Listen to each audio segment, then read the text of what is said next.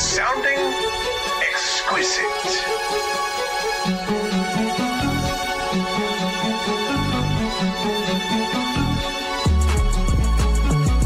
Oh shit, we back again. What's up, what's happening? Come to the party and bring a friend. Fuck it, I'm bringing 10. Ooh, trying to chat a 10. Big boy trying to chat a 10. She said I was catchy. I said, so tap him in. Touchdown! Double cup, wow, I stuck smile when I puff loud. I touch clouds, catching touchdowns in my mind now, cause I'm zoned out. On a porch couch in the cloud. 2 coughs and I'm back now. 2 coughs and I'm packed out. Somebody give me a drink before I gotta sit down. I'm making hits now with a smooth style. What's up, everybody? It's your boy, Riley Puddin' Peters, coming to you live with the doctor, defensive backs, quality control coach, Preston Rowe. It's the Trash Talk Tailgate. And we are here today to discuss a myriad of things. I think the funniest of all, and the one that we clickbaited the world in here to watch, is, of course, the ongoing saga of former, I guess now, Tennessee quarterback Nico Iamaleava. I'm just kidding. Iamaleava. He is he's out. I mean, the announcement came that Tennessee is moving on from him. This was third overall prospect in his class of 2023. Mm-hmm. Very talented kid. Incredibly talented. But I think this is the NIL story.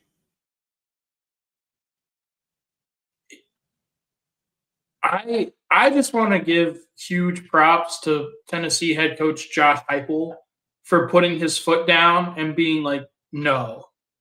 He basically said, fuck you. So for those of you that don't know. No one is bigger than the program. Yeah, no one is bigger than the program. So for those of you that don't know, Nico Iamaleava was Tennessee's starting quarterback last year. And, a lot of people had really high expectations for him because he was so highly recruited coming out of high school. And he played fine. He played okay. He didn't have a monster breakout year last year, but a lot of people thought he could improve on that. But the day before their spring game, he missed spring practice because he was essentially holding out, trying to get more NIL money when they're already paying him pretty fucking handsomely. Yeah. But your play does not warrant a raise essentially in NIL before the spring game. You're not good enough to demand that. So shout out to Josh Heupel for putting his foot down and be like, no, we're not going to tolerate this. Because if they had given into his demands, every other player on that roster would have done the exact same thing. Yeah, for sure, man. And going off your point, last year, the year that he had that he believed, was worthy of sitting out and asking for more. He threw for 2,600 yards, 19 touchdowns, and 5 interceptions. Not a bad year, but not a great year. Not a great year for a school like Tennessee that is, I don't even know the best way to put it. They have to, because of the intensity of the fan base and the way modern football goes and the funding goes, a team that has to compete at a high level, like a team that needs to be in the national championship, like the college football playoff. Mm-hmm. That's the kind of school that Tennessee wants to be, that they desire to be, that the money that they get is supposed to push them to. And, Nico, 2,600, 19 touchdowns, 5 interceptions. That's good if you're playing at a middle-of-the-pack school. Yeah. But if you're trying to ball out QB at Tennessee, they need big numbers, and that's just the reality of it. Let me give you a good example, Riley. If Arch Manning, with all the hype he has going into next year, if he puts up these numbers, do you think Texas fans are happy? No, I don't think so. No, I don't think so either. This isn't leading the SEC numbers out of No. him. And listen, with all due fairness, I get, people trying to stick up for themselves, but I think this is one of those cases where, I think he got in over his head coming into a program like Tennessee. And, these NIL contracts, the thing about it is a lot of them come with outside priorities that are bigger than, outside of football priorities. Like And stipulations, basically. exactly. Usually it's stuff, meet and greets. You have to be here, talk to these people, a lot of stuff like that comes with it. And, there's a lot of stories going around that, it's this big mix of stuff. Like he's no showing, but he's no showed a lot because he's been doing, a lot of stuff for the school. And yeah, I don't know, man. It's one of those things where he's trying to get paid, not because of what he did on the football field, because of all the hands and that they made him shake and all the babies they made him kiss off the football field, which is just as crazy. Yeah. Because that is a big part of it. It's there's the football thing, but like from what I've read from a couple various sources outside of like ESPN and the other ones is like a lot of the stuff that he's pushing for as well is that he's like done so many events. And like that's another reason why he's like that he was trying to sit out and discuss further. And like at that point, this is like that feels so NFL of us. Yeah. Like you've been shaking too many hands. That is crazy though. Like the obligations they make these young kids have for this money is insane. Like this is supposed to be for the heart of it kind of ball level. But modern NIL. I mean, Riley, it's just the classic case of he bit off more than he could chew. He overplayed his hand. Absolutely. And Tennessee, to their credit, they stood their ground and they said no. And honestly, dude, like you talked about some of the, off-field stuff, like the fan autographs and meet and greets and all of that. There are now reports coming out that he didn't show up to a lot of those things. Like, those contract stipulations, he wasn't doing them as much as they would have liked him to. And honestly, whenever someone leaves the program like that, you typically don't see a lot of like negative reports coming out after the fact, unless everyone in that locker room was really, really tired of him. Oh yeah, I think they just got sick of this shit. I think that's the thing about college football. Over the NFL, at least, especially when you come to these like media reports and the light that they tend to give, like with college kids, it tends to paint them in the best light possible because they're seen as like these young athletes. Yeah. And so when you get something that's so negatively spun as like this, it usually speaks to like how bad the stuff actually was. It's like, it's usually a pretty good sign. Because, like the thing about ESPN is they can't really lie per se. Like they can't just outright lie. They will get sued. So when they're being negative, if you're assuming that they're not just committing straight libel and slander, like, you got to take it for what it is. And like, that's not a great sign out of a young quarterback that he is. No. That he got overwhelmed and just shut down and stopped showing up to everything. That's not a great sign. It's not a great sign at all. In about 2 years, he's going to win a national championship, and they're going to talk all about this. Well, that's the other thing is apparently the reason Tennessee found out about this, and, he's denied it. He's obviously going to deny it. But allegedly and reportedly, he was reaching out to Oregon and Dan Lanning to see if he could, get basically another contract with them while he was still with Tennessee. Yeah.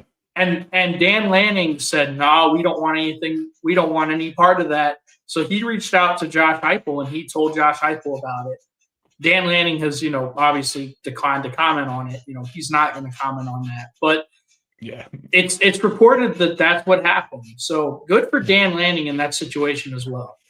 And I think everyone is happy that kids are getting paid. I know I am. I think the players deserve something.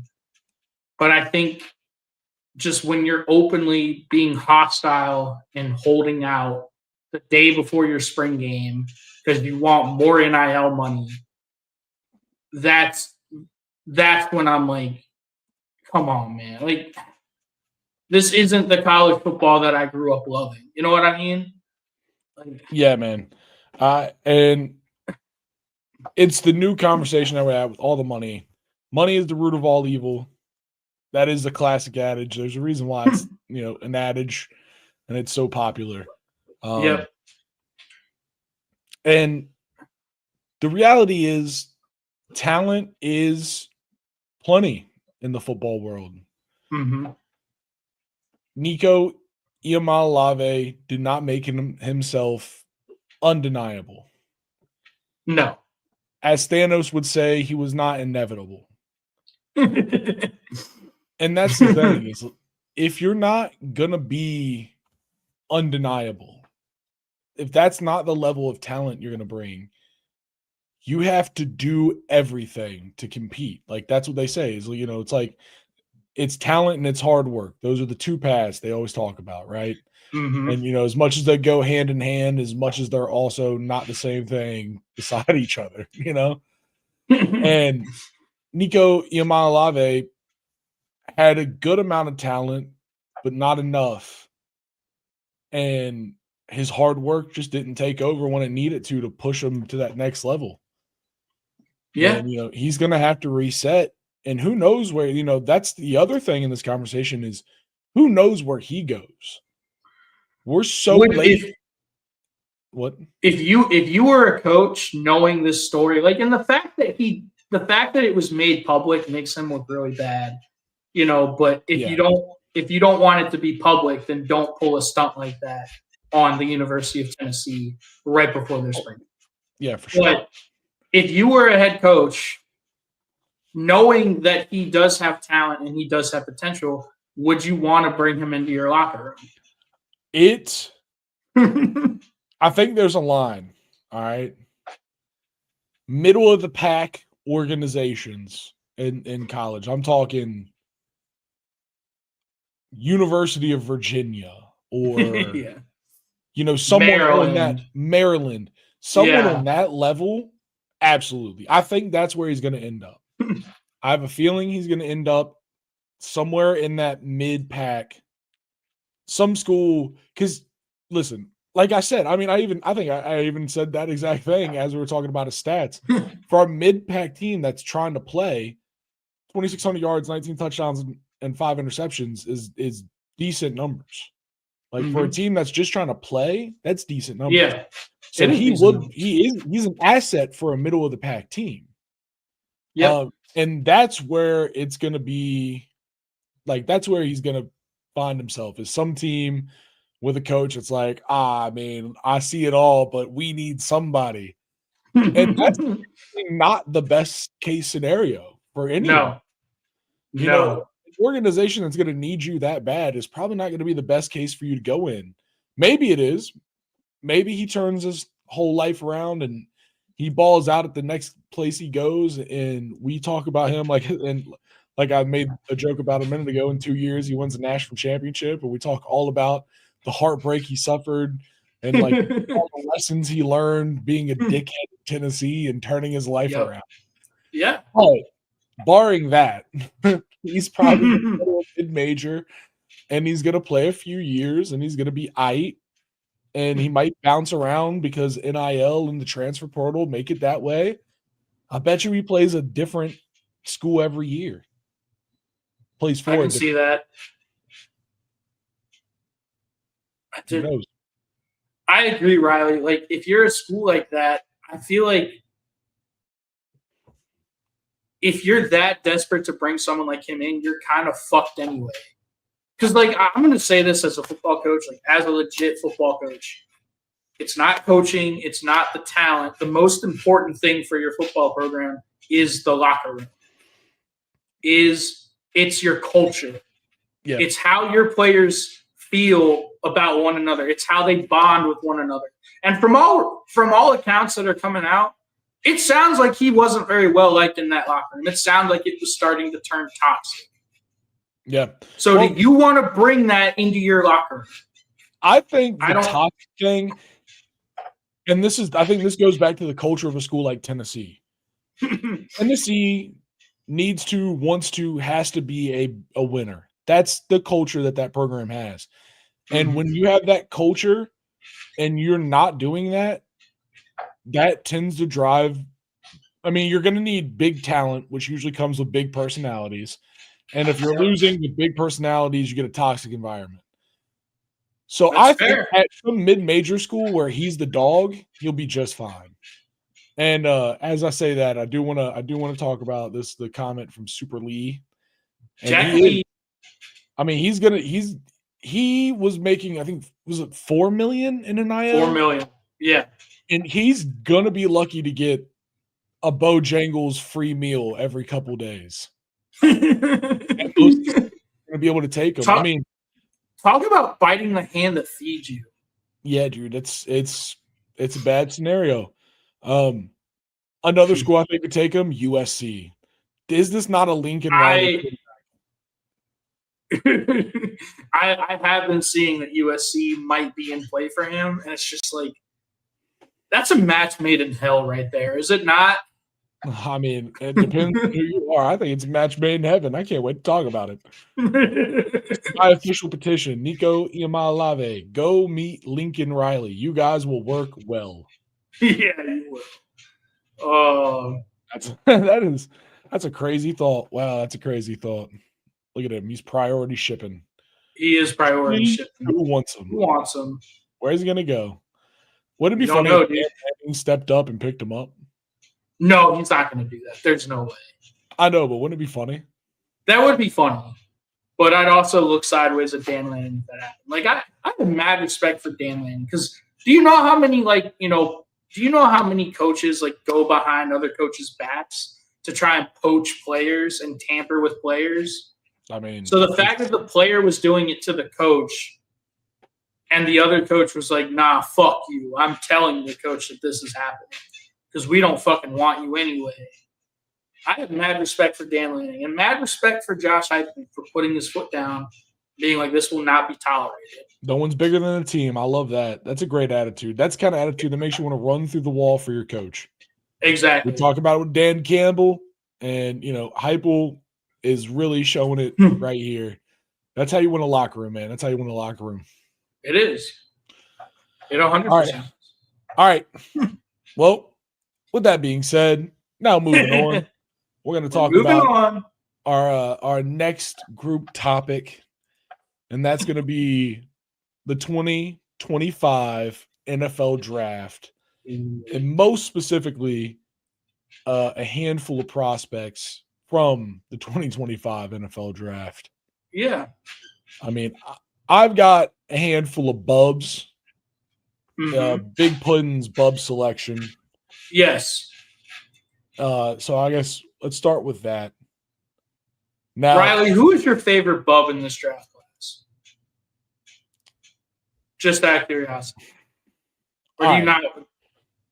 So there is what some people would argue as the best, right? But if you want to know my favorite, yeah. I gotta talk about Wyatt Millum out of West Virginia. Okay.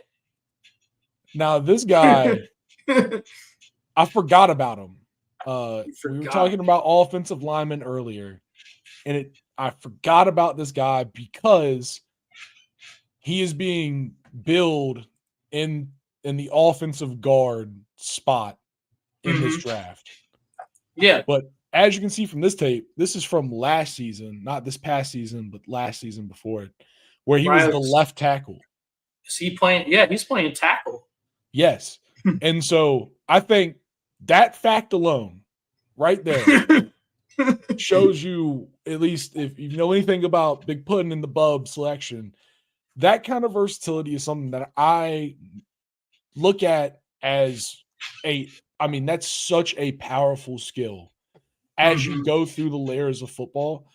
Being able to play and adapt to the different positions of the offensive line is such a valuable skill in modern football because injuries are king, man. And that's the thing. You got to, if you can be a guy that can come in, that can play tackle, that can play guard, that can play center, you become invaluable to whatever organization picks you up. And this guy is a mauler of a run. West Virginia really likes zone runs. They like to do just tricky stuff, read options. And he is a mover. Like, he is a guy that can get to a spot and then move a body. And Riley, go back to that. I'm about to. Yeah, that is a perfect example of that. That is what we call pancakes. Look at this. I like the run back one too. Look, that's on a reach block. That's on a step out. Yeah. He isolates him and just pancakes him, dude. Jesus Christ, dude. Like, so you don't have to do that. You just do it just because you can. Look at that one. Look at this one.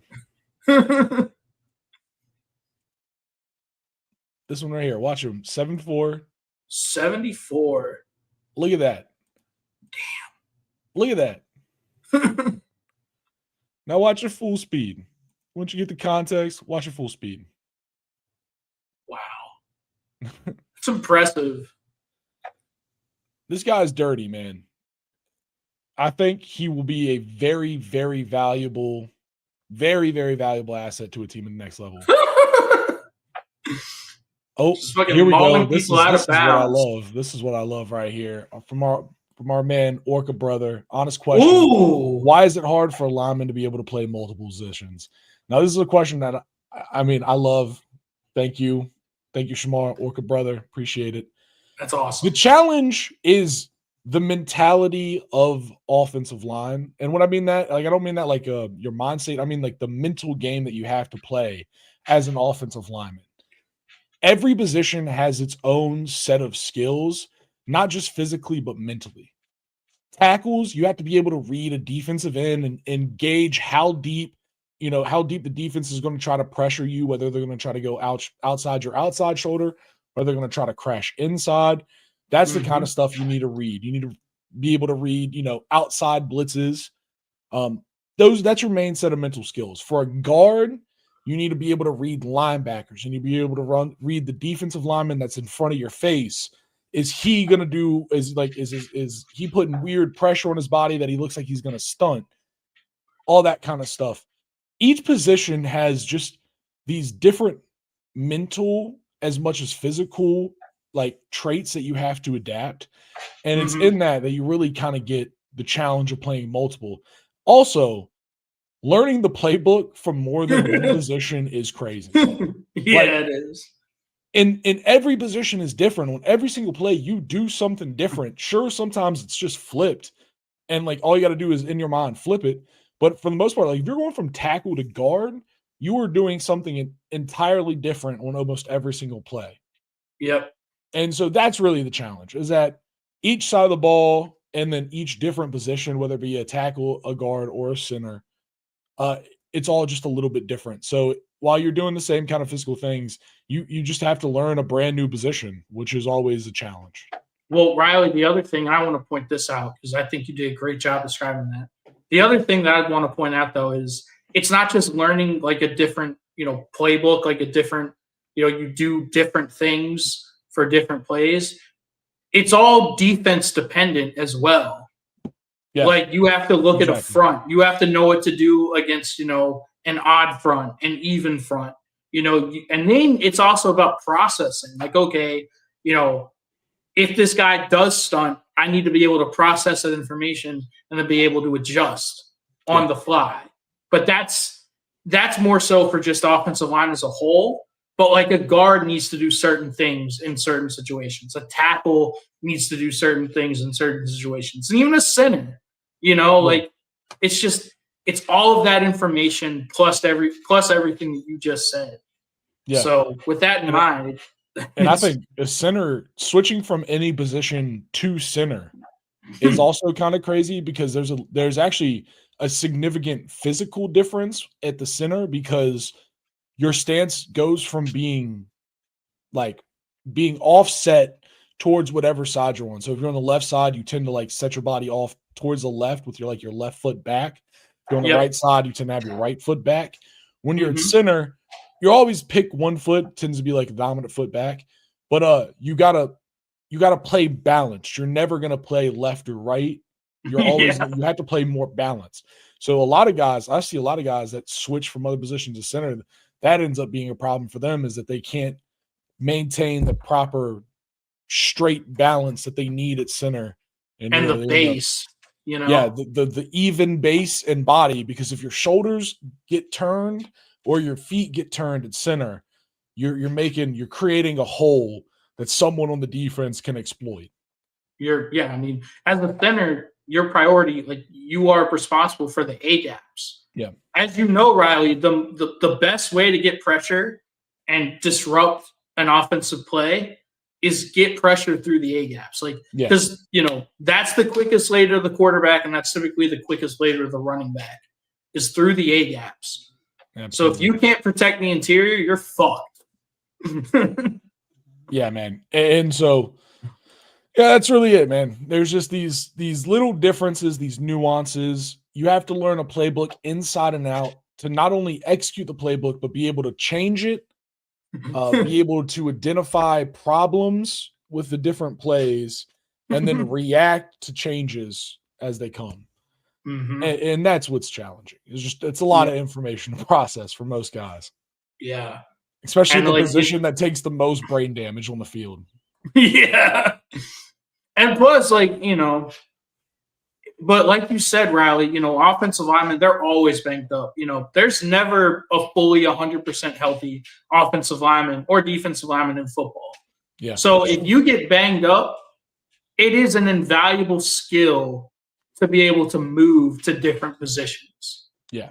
And It's incredibly valuable, man. Mhm. It can make or break a prospect. Truly. And honestly, it never versatility never breaks a prospect. It only helps you. Mhm. Even if you suck at that other position, just the fact that you're willing to step over there tells most coaches enough. Yeah. But yeah, dude. Yeah. Back to it. Wyatt Millum. This dude is a dog. He's hidden out there in the mountains of West Virginia. He's a name that not a lot of people know. No. And I think at the end of next season, we're going to be talking about him as someone that a team is going to be looking to like center an offensive line around as a young cornerstone piece. Honestly, and I'm not even dude, sure what position it's going to be in, dude. I mean, the guy is 6'7", I think 6'7", 320. And like I said, he's going in as an offensive guard. This is 6'7", 313. Yep. This is someone that a team like the Chicago Bears, who we talk about on the show, should draft like in the second or third round as a depth piece to develop. This is a second round diamond. Yes. I mean, truly a late first round, early second round diamond. I mean, him being rated as low as he is insane because this guy is, I mean, he's done so much for that West Virginia program out there. That's been all right for what they're never considered like a national championship contender on like any given year. Usually it's like a team that's like, oh shit, they're in contention, not a team that's like they're gonna win. Yeah. And so, him out there just being a heart and soul of a team like that is also pretty impressive, especially in the NIL era where someone like Alabama or one of them big schools is out there trying to probably pull him. Mm-hmm. Bring him in with some money. No, I like that, Riley. Versatility is huge, especially along the offensive line. I really like that. So who else do you want to highlight? Oh, Riley, just for the people, if they don't know, what does Bub mean? Oh, the big ugly bastards. That is what the offensive line is, man. The big uglies The guys that go in there and they just battle every single play, the trenches, the warriors, the phalanx, whatever you want to call it, the big guys up front that get the job done so the little guys can get all the glory when it's done. Yep. Because Riley, you know this better than anyone. You can't be successful without big, ugly bastards. Nah, man, we are talking about the most essential part of football right now. We are. I mean, Fuck the quarterbacks. If we had our way, most of the dudes mentioned in these lists would be the first picks in this draft. Yeah. You know, like the first X amount of picks in the draft, because it really is, man. It's such an underutilized or under scouted position when it comes to the masses. Most good program or most good organizations in the NFL and even college understand the value of bubs. You know, go talk to the Eagles, Super Bowl winning champion Eagles. Go talk to the Lions. The Lions, dude. Go talk to the brand new ownership Commanders. These past couple seasons. Bub investment is important. Yes. I mean, look, man, we saw it in the Super Bowl. You can have Patrick Mahomes at quarterback, but if you don't have an offensive line, you're cooked. Yeah, dude. It's over. Yeah. If you don't have a line and have depth in it as well. Yep. All right. But moving on, man, another pick I got out. This one's on the top, the tackle position is Armand Membou. Membou. He screams when he runs. He does, man. This dude put down a 4.9140 in the combine this year. And I know we talk a lot about the underwear Olympics and stuff, but there's always something to be said for a big dog running less than a 5. Yeah. You know, that's always impressive. I don't care. It could be in underwear or not, dude. If you're a big dude and you're running under a 5 at any point in time in your life, you're doing good work. But this is, another tackle. This is a right tackle specialist. And this was a Missouri team that, did a good job. Obviously, with Luther Burden, they wanted to take shots, but they was the team that kind of thrived and needed the run game most of their season. Yes. To be successful. And, he really did a good job holding it down at that right tackle spot. Really, honestly, like a shining light of that Missouri offensive line that, besides him, I don't think was very good. No. And no, I don't think so. And you can see it if you watch their gameplay. I mean, obviously this is a highlight reel, but like at the same time, I think if you get enough highlights of a football team running the ball to the right, that should show you how often they run the ball to the right. Why? Yes. Because this guy is the right tackle, and he is a rock solid right tackle. So why not run the ball to the right? If your best player is playing right tackle, guess what direction I'm running it? To the right. Yeah, dude. And you see it. No, dude, let's run to the left. Yeah, let's run to the left. Just switch it up one time. Riley. Yep. Yeah. But no, man, this is, these are the kind of things when you're looking for a player as an NFL team, I think you got to respect. You got to respect when an SEC offense focuses itself around that side of the ball because he's there. And every time you see him, it's something like they run the ball to the right or they do a tackle over formation and run the ball to the left.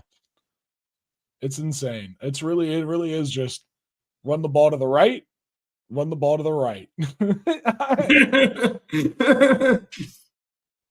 I mean, yeah. I think it speaks for itself, just how much trust they have in this guy. And listen, man, I had this kind of trust as a senior for a shitty 2A Virginia high school football team. And I get what it means, man. It means that they're just like, all right, we don't know what else to do, please. Yep. But this is great. I mean, Membou, he's going to be someone I think is going to come in and be a day one starter for some team out there. Do you know what Missouri's offense was, Riley? What? It was run the ball to the right and throw the ball to Luther Burden. It's really, dude, it's all it was run the ball to the right until they stack the box and then be like, all right, and try. See what happens. But yeah, man. He's a little bit small for the tackle traditionally at 6'4", 330. So But those are just numbers. So Riley, I'm looking at his draft like overview right now. And like you said, it's literally the first thing is young, talented prospect whose lack of NFL size will test teams' willingness to make exceptions to their standards. It's like, okay, he might be a little bit small. But then, you know what the next sentence is? What? Membu plays with composed quickness and elite body control. He delivers good pop and has on contact and has the range to spring runs with blocks in space. So basically they're saying, yeah, he's really small, but he does everything we want in a tackle exceptionally well. Fuck you, watch the tape. Fuck you, watch the tape. Fuck you, watch the tape. Here we are. Yes. Fuck you, watch the tape. He might be a little small, watch the but tape. he's explosive as shit for his size. And he has great body control, which is you need that as a tackle. Because if you have great body control, you're not leaning one way or the other. So you can't get, rushed and counter rushed. Because if you lean outside, you're gonna give up your inside. But if you have a great base and body control and you're able to play within yourself, that's all you want as a tackle. When it comes to tackles, they talk about length. When they talk about height, when they talk about arm size, all these kind of metrics that you hear, all of that at the end of the day comes to length, because length keeps edge rushers at bay. That's the formula. If you're looking at football, an offensive tackle, length equals protection from a fast speed rusher, right? Yes. And for Membu, where he doesn't have 6'7" length naturally, what he has is explosiveness to match those speedy edge rushers. And that's it. Worst case scenario with a guy like this, he doesn't play tackle. They put him into guard and let him really use his speed in the NFL. Be like an elite pulling guard. Yeah. And let him just go. That's the worst case scenario with a player of this talent. And Riley, here's the other thing.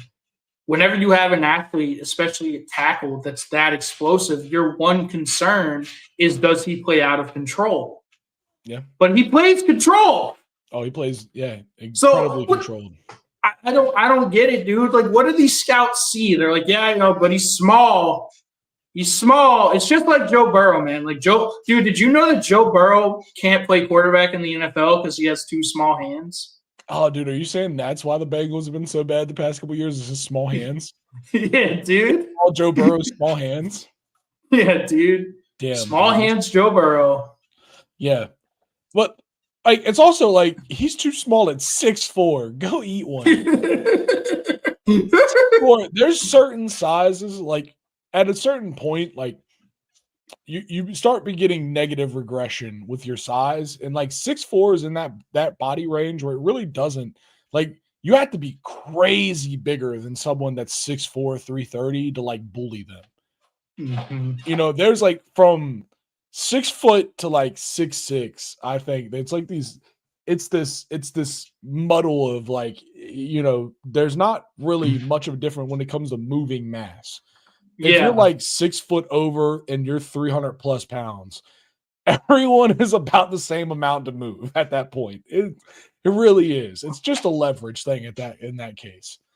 And like, if you're 6'4", 330 pounds, your worry is not getting bullied. Your worry is getting, what's the word I'm looking for? Your worry is that he's not going to be athletic enough to deal with edge rushers. But he's a freak athlete. Yeah, he's an incredibly quick freak athlete.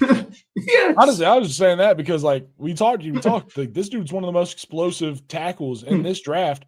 Honestly, running the speed that he did, one of the most explosive tackles in recent draft history.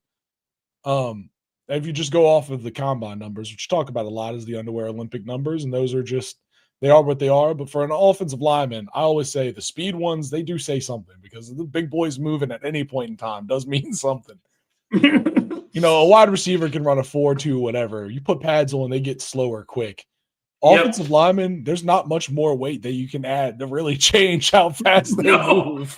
That's a great point. That's true, man. It really is. Yeah. Like, the difference between me running raw and me running in pads is never that much. No. So yeah, No, that's a great point. Yeah, like, so him running that fast, it's impressive, and I think it shows that that elite explosiveness, big word, elite explosiveness. Yeah. And like I said, worst case scenario, if a team goes out and picks this dude, they get a damn good pulling guard, and I think that's worst case scenario. I'll put that on that. Yeah, worst case scenario. It's like, I don't know. It reminds me. I'm not saying it's Mekhi Becton, but it reminds me of Mekhi Becton. It's like when Mekhi Becton came out, he was an incredible project at tackle. Like, he was a freak athlete, but at Louisville, they ran the ball to his side, and he was a road grading run blocker. Yeah. But the Jets were convinced that he was a tackle, and it just didn't work out for him to tackle. So they cut him, and they let him go to the Eagles. And what do the Eagles do? They put him at guard. And he starts in the Super Bowl. And what do? Run for 2,000 plus yards as a team. Yes.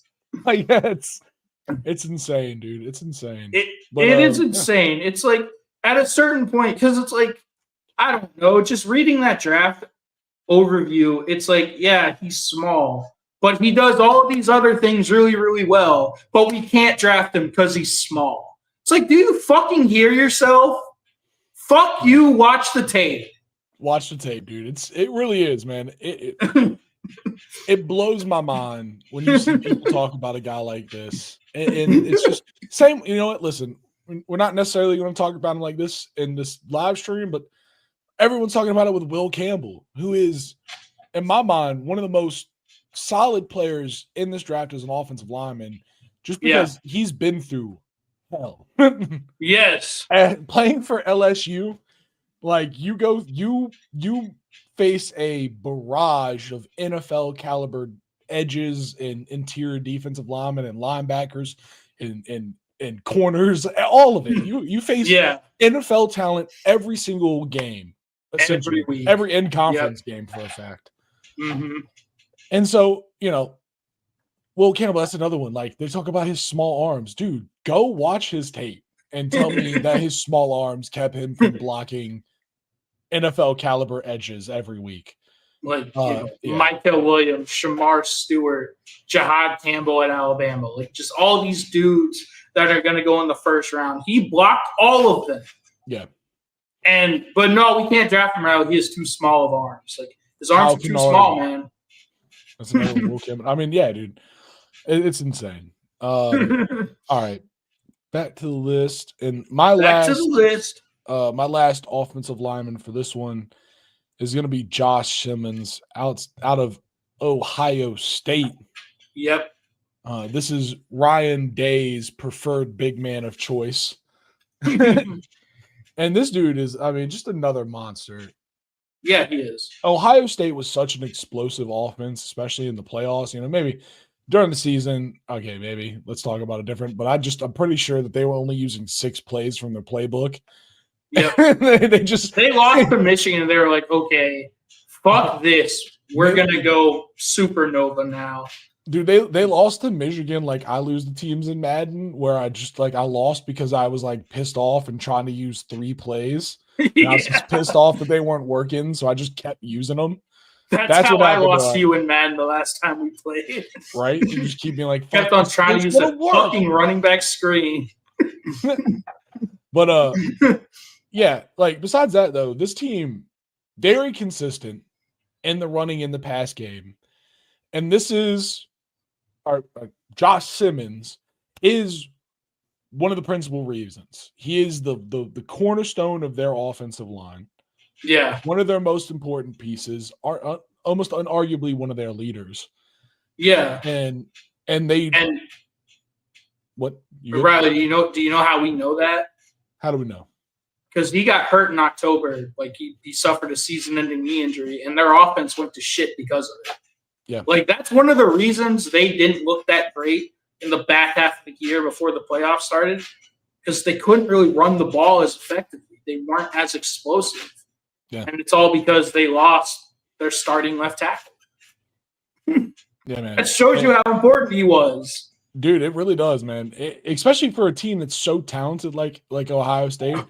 When you're talking about a single player injury making like a marginable difference, even a marginable difference, I think that's kind of insane. And I think Yeah. it really speaks to the production of a player like that. And this dude, I mean, when we talk about prototypical, that 6'5" to 6'7" range is all the rage.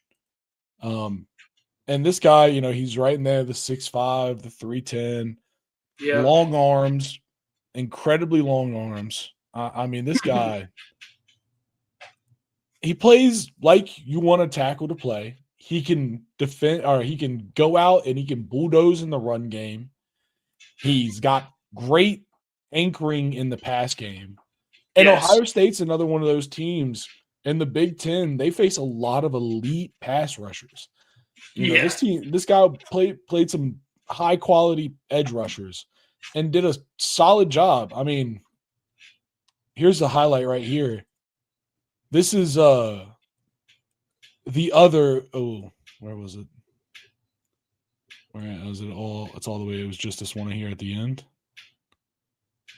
Oh man, it was him. It was him. Oh yeah, it's right here. This is him. This is Young Concrete. This is the other Uiagalelei, who's a really good Mateo, who's a really good outside. Yes. I mean, that's consistent outside keep against a dude that is gonna be probably a first round draft pick. Out of He's just not eligible. He's not eligible. No, not yet. Obviously not this year. No. That's why I said is going to be a first round draft pick, after his time is, unless, something crazy happens. Anyways, bite me in the foot because of some stupid shit like that. But also, and I mean, listen, once again, combine stats, but there's just certain things, dude. Pumping 33 reps at 225. Yeah. I mean, that's big dog work, dude. Yeah. That's big dog work, dude. 33 reps at 225 is crazy. And a crazy. guy that's weighing in at 310, by the way, let's go back to that. 310 and 6'5", 310, repping this kind of weight. That means that this dude, for an offensive lineman, is going to be lean.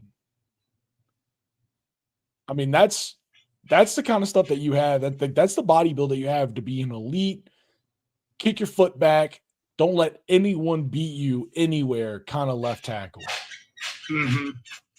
I mean, he's looking. I think Josh Simmons is one of those picks, man. I mean, he's coming off an injury, and everyone's, going to have their eyes looking out because knee injuries. It's always a worry. But dude, every big man wears braces nowadays, anyways. So that's true. I mean, I think you could argue he might be the first or second best just pass protecting tackle in this class. Yeah. It's either, to me, I think it's either him or Will Campbell. But yeah. But I mean, he does good enough in the run game. It's just, for me, the one thing I worry about is his injury. It's nothing about his play on the field. Yeah. I think it's just his injury. Like, will he be able to come back from his injury? Will he be able to translate to the NFL with that injury? Because if he comes back 100%, he's going to be a starter in the league. I think he's going to be really good. Oh, yeah, man. I mean, listen, if he's back and he's playing like he was before pre-injury, and listen, there's a thing about specifically knee injuries, just in the modern medicine and the way that they can have them repaired these days. Yeah. That a lot of linemen specifically, like, they come back, they can come back better just because they had been playing on like what was essentially a hurt knee before it was a torn knee that needed to be surgically replaced. And so they come back with a fully healed, replaced knee, and that's that can make a difference for some guys. And I mean, the video of him benching 33 reps is from a few days ago. Yeah, that's awesome. Was that in the pro day? Yeah, that was from the pro day. I mean, that's from like a few weeks ago, not a few days. Oh, yeah. So that's recent. I mean, you could see he had the big thing on his leg to protect it. But like, if he's doing that off of this injury, and he got, like you said, he got hurt in October. Took a very long recovery.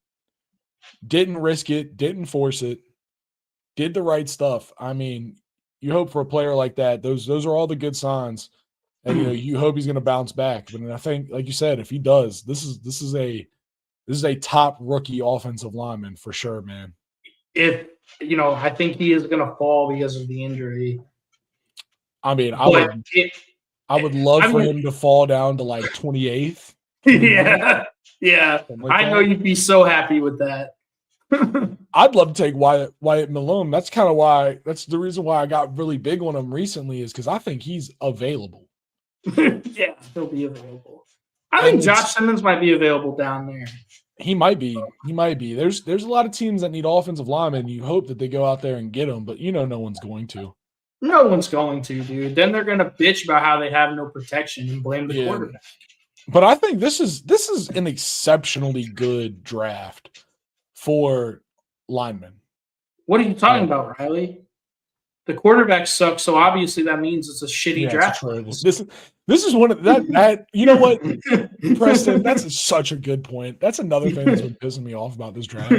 Is everyone's saying it's not a good draft.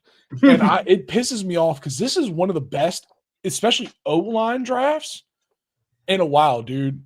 Let's Membu gonna be and D-line. And D-line. But I just want to just before we get there.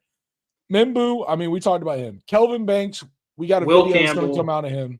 He's a baller. Will Campbell, he's consensus number one for almost every board except for this one. This is the first one I've seen that doesn't have him as the number one. Josh Simmons, we just talked about him. Absolutely baller. Josh Connerly Jr. out of Oregon. Yes. This dude was an absolute baller for the Ducks, for the team that had an offense that was so explosive that when they finally lost to Ohio State, I was absolutely mind blown. Yeah, Anthony Belton Jr. or Anthony Belton out of NC State. This dude was the only player on NC State that was worth anything. I watched him play Clemson, and I was like, "Why is that dude? He should leave." And he is. And that's good for him. He's good. I mean. Logan Brown out of Kansas. The crazy run that Kansas made. So many of these guys, and these are just the tackles, dude. We're not even on the guards. Tyler Booker out of Alabama. Tyler Booker. I'm not even going to try. Jonah, though, out of Arizona. This just another Polynesian Samoan guy who's going to be great on the offensive line. Yeah. Tate Rutledge out of Georgia, an absolute monster. Bro, you want to talk about getting hurt and your offense really struggles. When Tate Ratledge got hurt last year, Georgia could not run the ball for shit at all, dude. And that's Georgia, dude. Their backup is a starter at most schools. Yeah, dude. And you talked about versatility. Donovan Jackson, they moved him from guard to tackle when Josh Simmons got hurt, so he can play both. Where's Jordan Williams from Georgia Tech? Him being down this far is crazy because that Brett Key run the ball. Yes, relied on Jordan Williams to be successful. I mean, and we saw what they did to Florida State, dude. They took Florida State to the limit. They did. They took Georgia to the limit. Yeah, and then you go in, you got Mason Graham. My other talk for this one was going to be Walter Nolan. Oh, you fucker. Well, I figured we pulled him up, and we were talking about having the time to talk about him, and I figured it would be a better time than another because he is a great. We talked about wanting to do defensive linemen or linemen in general that aren't like hype train linemen. Will Campbell, all those kind of guys, the ones that everyone's talking about. I was trying to pick a few that were on the backside, and I felt Walter Nolan was a great one. But but yeah, dude, TJ Sanders on the end, the edge rushers. Abdul Carter, we got a video coming about him. Michael Williams, James Pierce Jr. Where's Michael Williams, who I love. Michael Williams, I love. I already said Michael. Jalen Walker, Michael, Shamar Stewart, Jack Sawyer, Birch. Yeah, I mean, all of the there's just so many good bubs in this draft. And like But- it's just being disrespected as a not good draft, and I think that's crazy. Honestly, Riley, I think this might just be me. Like, I know the media loves quarterbacks, and you might have, you have Cam Ward, you have Shador, you might have Jackson Dart going in the first round, but none of them to me are worth a first round draft pick. They're just getting elevated because of how needy these teams are for a quarterback. Yeah. But honestly, like, if you're not sure that your quarterback is going to be a hit, why would you waste a valuable draft asset, like a high-end, top-end pick, to get someone that you're not even that sure about? Like, why not go get an Abdul Carter or a Michael Williams or Ahmad Membu, or Will Campbell or Kelvin Banks? Mm-hmm. Josh Simmons, all these names are deserving of that 1 pick, that 2 pick, that 3 pick. All of those teams are needing of one of these guys, that 1 pick, that 2 pick, that 3 pick. Dude, if you had 6 picks in this draft, I would tell you to get Ashton Genty and the 5 best offensive linemen you could when you picked and see what happened. Like, That's awesome. This is a great offensive line draft. It you can is. Go get some serious depth out of here, and people are going to waste it. They are. Looking at you, Chicago. We know what you're going to do, Chicago. They're not going to get a single offensive lineman. That's going to be what's funny. Nah, I believe in Ben Johnson better than that. Only Ben Johnson can get the ghost out of Hallis Hall. I hope so, dude. I mean, I don't know. I keep on seeing mock drafts of them like taking Tyler Warren. I love Tyler Warren, the tight end out of Penn State, but it's like, bro, you already have Cole Kmet. You already have Roma Dunze and DJ Moore. Get ball. You already have all these guys that you can't get the ball to. Yes. When do we learn? When do we learn? They're never going to learn, Riley. Yeah, It's why if you want like the most accurate football coverage and especially the draft coverage, come watch the TTT. Absolutely. Man. You will learn something if you watch the TTT. Man. Well, all we're here to do is teach everybody a little something. It is, dude. All right. But yeah, man. Honestly, like I said, the last one that I was going to cover for right now, last one that I had pulled up and prepared for was Walter Nolan. And I mean, we were talking about this guy earlier, and he was a corner piece in a defense that allowed a lot of points against it, but when they could keep him up, man, he could have a great time. He's a beast. I mean, he was the number 1 player coming out of high school in his recruiting class. Yeah. And, he spent 2 years at Texas A&M, and then he spent his final one. He entered the transfer portal. He was, Ole Miss, they went all in last year in the transfer portal, and they didn't even make the playoff. But Walter Nolan was a huge reason why a lot of people had them in the playoff. But they were, he was the reason why they stayed decently ranked all season. Yeah. I mean, he's a stud. He just wrecks havoc. Like, if you're looking for a defensive tackle, a guy that can plug up 2 gaps and still create havoc because he has such a quick first step and quick hands and can shoot gaps, that's Walter Nolan. Yeah. And, back to a theme that, is going to repeat again for the 4th person, but dang it, it's in key, actually the 3rd person. Versatility. Walter Nolan is a guy, he lined up in 4 spots on this defensive line for Ole Miss, dude.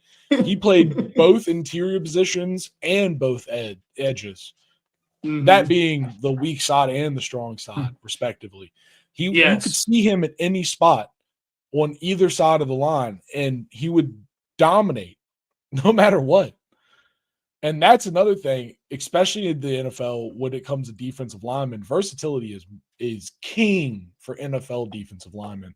Mm-hmm. Just because a lot of teams are running these counter fronts where, if you're playing strong teams, you need a big guy that can go play the edge, if you're playing a team like the Ravens, you Yeah. need a big defensive end that can withstand the gap scheme that they're going to put right on your throat all game.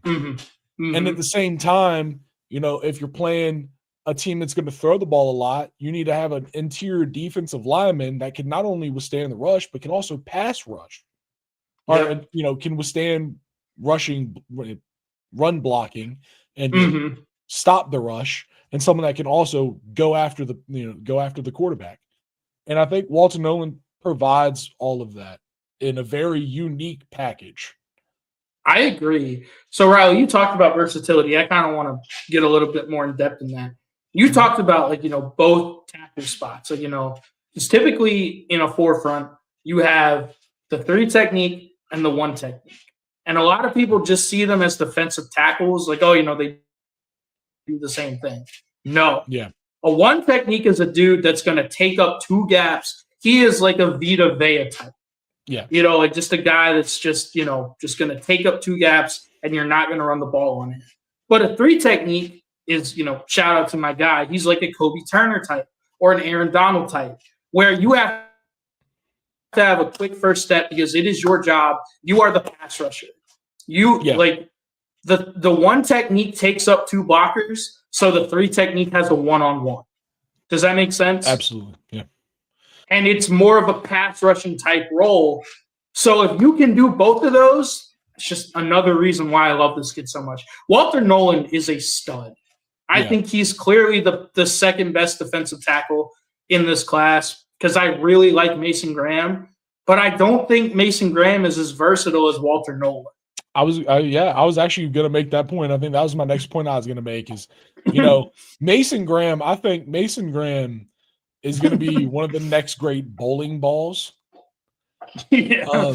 And I think, Mason Graham, I consider him almost a 3-gap player, depending on how, what kind of, you're calling like the right kind of stunt. Like he can truly just push a line and shut everything from the center to the tackle down. But you're right. I don't see Mason Graham being super successful as an edge in the NFL, where Walter Nolan, I think, could be, especially on a team like I said, if you're playing a team like the Ravens, like a team that's going to run the ball aggressively in gap schemes at the defensive end, he will do successfully in that position. And for the rest of the team, if you're going against a run or a pass heavy squad, then he will be a great 3 technique pass rusher in the NFL, I think. I don't think he's going to go in and be a 1 technique bowling ball in the NFL per se, but I don't think any team is necessarily going to want him to do that. But I think he could if you really needed him to. Yeah. No, I agree, dude. Like, I really love Walter Nolan. I was telling you this before we got on camera today. Like, You did. I love Walter Nolan. I love cheated him. on my homework by picking Dr. Preston's pick. You did. I was like, that's why I said, "Oh, you fucker." I do. Like, I love Walter Nolan. Like, if you watch him and you really know what you're looking for, there's no reason he shouldn't be a top 15 pick. And then, he's another guy that no one's talking about, dude. He's getting no attention. No. He's gonna slide to someone in the draft, and people are gonna be like, he's gonna get drafted to a team, and some fan of that team is gonna be pissed. Yeah. And that angry fan, I'm gonna want to sweet chin music right in the jaw. I mean, dude. It's insane. Like, it's insane how people not appreciate bubs like this. Do you know where, like, I've been looking at a lot of mocks, because I love the NFL draft. It's one of my favorite times of year because I get to be right so many times, Riley. Just every year, I'm right. I'm right about everything. Concentrated rightness. It is very much right. That is my favorite part about the draft is that I call things and I'm right. But I'm seeing a lot of mocks of him going to the Eagles. Can you imagine if he fell to the Eagles? That's crazy. Wow. That'd be insane. Yeah, dude. I mean, it will be insane to let him go that far. He's such a talented defensive lineman. And I get there's some good edges and stuff, but I don't know, man. There's not many truly this talented defensive linemen right now. No. And like Riley, this is another reason, and I know we talk about it a lot, but the reason that I think NFL teams always get this wrong is because if you want to truly build a successful, consistent NFL team and program, you need great offensive and defensive linemen. And you can't get them late in the draft because to be that size and to be that athletic and to be able to move people and be quick off the ball like that, it's a rare trait in human beings. Mm-hmm. It doesn't come around that often, especially when you're that size. Yes, and so like great offensive and defensive linemen typically go in the first round. Yeah. So but okay, Riley, I do have a question for you. Absolutely. If I'm not, God, dude, I don't even know how you're going to respond to this. If the Commanders are sitting there at 28 and you've got Josh Simmons and Walter Nolan available, who do you want?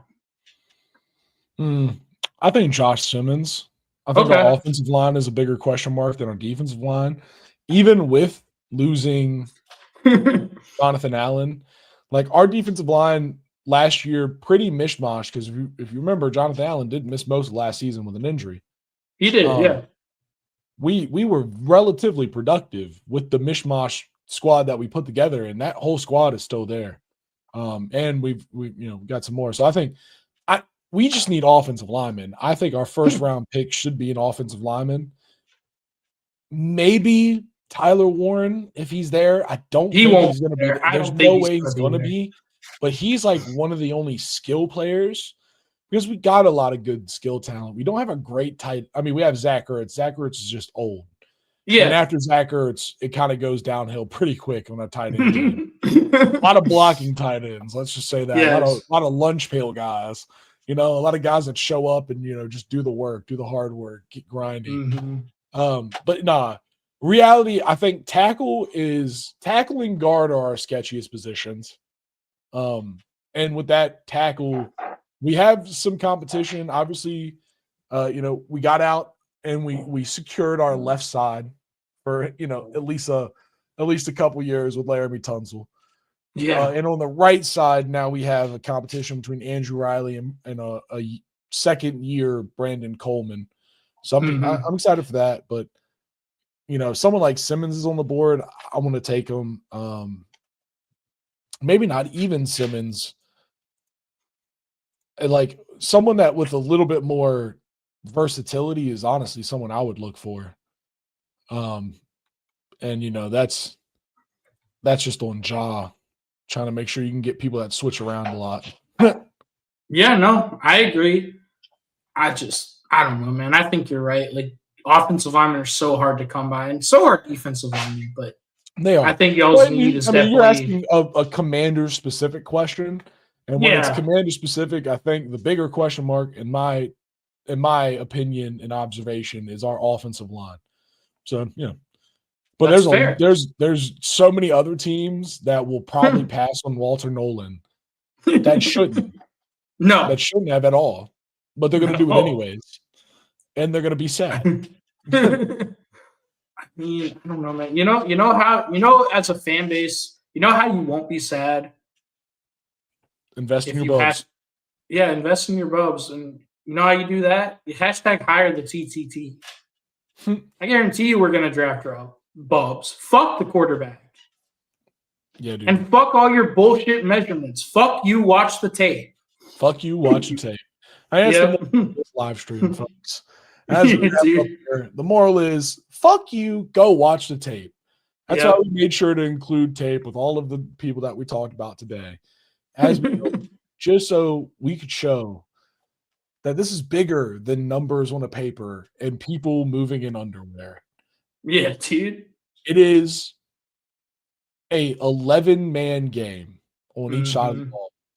And those pieces matter, and the way you interact within that system matters. And that's what makes or breaks great players. So go you're saying that broad jumps don't matter for quarterbacks? That's what you're telling me? Go ask the Colts how well it works out. Go ask the Colts. Oh, my God, dude. Go ask the Colts what drafting your quarterback based off a broad jump does. Not good. Not good at all. Oh, God.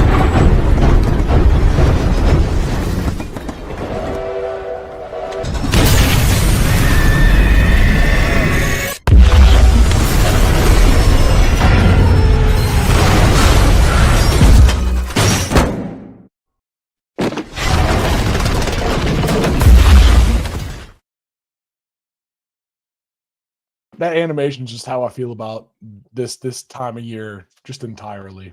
Oh, yeah. Just everything about it. I 100% agree. It's just, All right. it's not even that. For me, it's just how dumb can these people really be? Like, That's they fair. never learn their lesson. No one ever does, dude. It's insane. Year in and year out. It's insane. All right, man. You want This has me been a to great talk run. about you? Oh, okay. Oh yeah. I mean, we kind of talked about it. We did a good. I think we covered. Oh, what were we going to talk about? What were you going to? Oh no, I was gonna see if you want to do DBs or if you want to save it. And we're already an hour in. Let's do. Yeah. Let's do.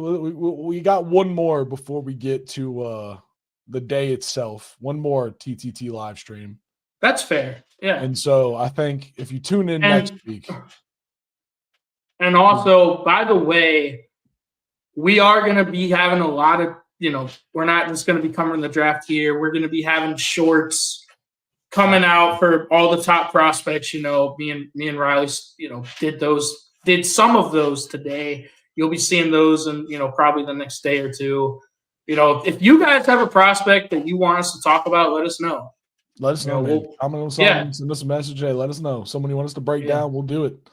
Yep. And next week, like we said, you're going to get the doctor's defensive back select choice. And maybe a couple other skill players if I feel like giving them the more attention than they already get. Exactly. Nah, dude, for me, it's going to be DBs and probably some D linemen that I like. Maybe a linebacker or pass rusher. All right. The doctor's defensive day. That's what you're going to get next week on the Trash Talk Tailgate. So please like, comment, subscribe, and keep coming back. Keep enjoying all of our content. We appreciate you for hanging out, for watching, for commenting, for being here in the tailgate and interacting. But for this one, we got to clean up and get out of here, y'all. Peace.